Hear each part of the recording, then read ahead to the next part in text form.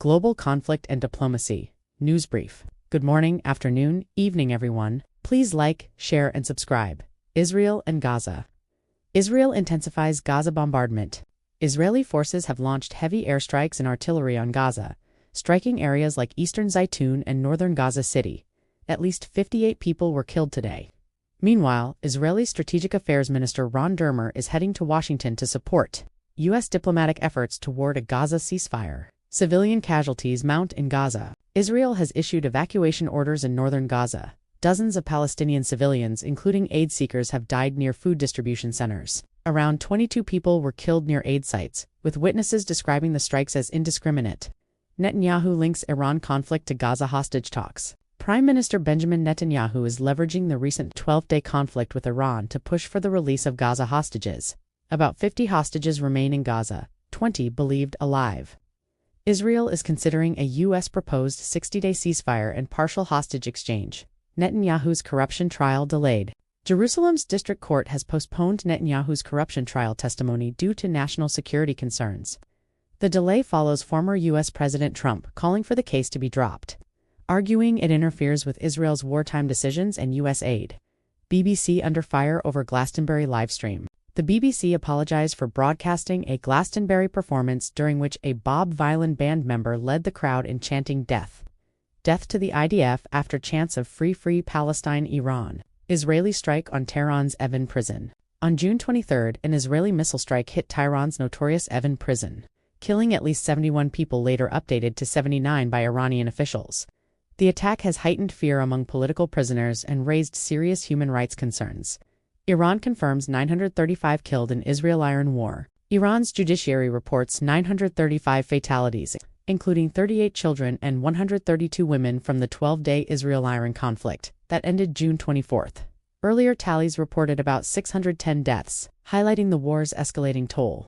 Internal crackdown intensifies. Following the conflict, Iran has ramped up arrests, executions, and security crackdowns nationwide, particularly in Kurdish regions. Military operations and checkpoints have expanded significantly.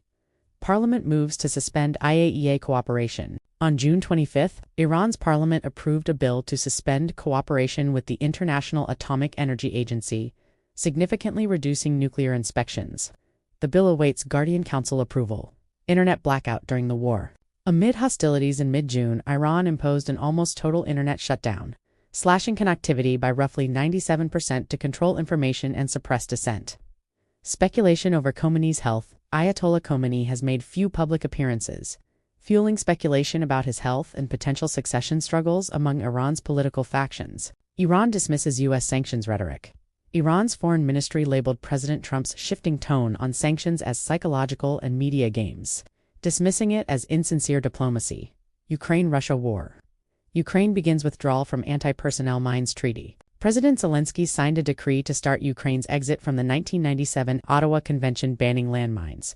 This move responds to Russia's widespread mine use during its invasion. The Ukrainian parliament still needs to approve the withdrawal.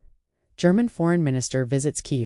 German Foreign Minister Johann Wadefold visited Kyiv to reaffirm support, promising advanced air defense systems and aid following recent Russian drone and missile attacks. EU poised for new Russia sanctions. Germany expects the EU's 18th sanctions package against Russia to be finalized this week, targeting Russian energy, banking, and defense sectors. Russia warns the UK over military support to Ukraine. Russia has threatened the UK, demanding it halt military training and arms shipments to Ukraine, warning of possible escalation up to a global conflict. Germany to help Ukraine produce weapons locally. Germany plans joint ventures to help Ukraine manufacture more weapons domestically, strengthening Kyiv's defense capacity and its position in potential peace talks. Russian offensive struggles with internal problems. Despite launching a summer offensive in eastern Ukraine, Russia faces severe challenges, including poor training, logistical failures, corruption, low troop morale, and high casualties, limiting meaningful territorial gains. Kremlin ties peace talks to Kyiv and U.S. action. Kremlin spokesman Dmitry Peskov says progress toward negotiations depends on Kyiv's willingness to engage and Washington's mediation efforts. As both sides try to move beyond mere prisoner exchanges, this has been your breaking news around the globe. Thanks for watching.